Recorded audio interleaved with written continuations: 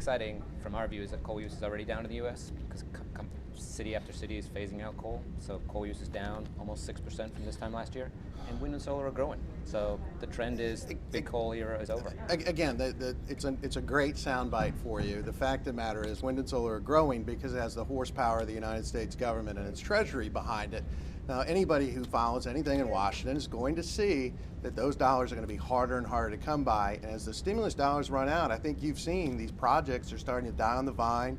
There's very few newer projects being started up. So, you know, coal is inevitable. Carbon capture and storage is the way to approach the future.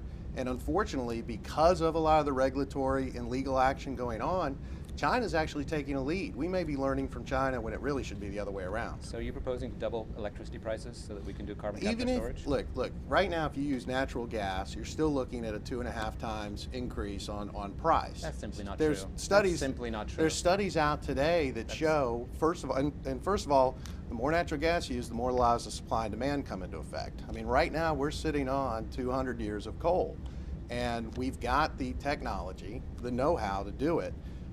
And because of your groups and your organization and your efforts, you're just making it harder, but I don't think you're stopping it. We actually never opposed. There was a proposed carbon capture and storage project in southern Illinois 10 years ago. Everyone was talking about future gen, and you've never built it. Because we said, hey, let's show whether it can be done, because we are highly skeptical whether it can be done, and does it make any economic sense? And you still haven't broken ground. We did not oppose that project. What are you waiting for? Well, again, as we talked about, what we're waiting for is clarity from the federal government and the regulators. More subsidies? We're not waiting for subsidies as much as we're waiting for clarity. I think if you looked at all subsidies for carbon capture? I'm sure if we took all the money wind and solar's not using, we'd have all the subsidies we need. So right now, subsidies are coming from industries that are in the process of providing affordable electricity to its customers. So right now, look, these are businesses. There's no getting around that fact. You look at AEP, they closed their plant because of regulatory reasons and economic reasons. They closed it because nobody's 50 years old. The new project they had was in motion, but again, there was nothing on their end. Again, they should be patted on the back and praised.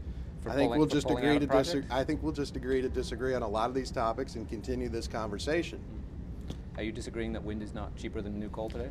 I've not been at the job long enough to break down the wind numbers, but I certainly know right now when you take out the subsidies that are being provided by the federal government, you know, you're really not looking at an industry that a lot of people are dying to get into right now without that government subsidies and backing.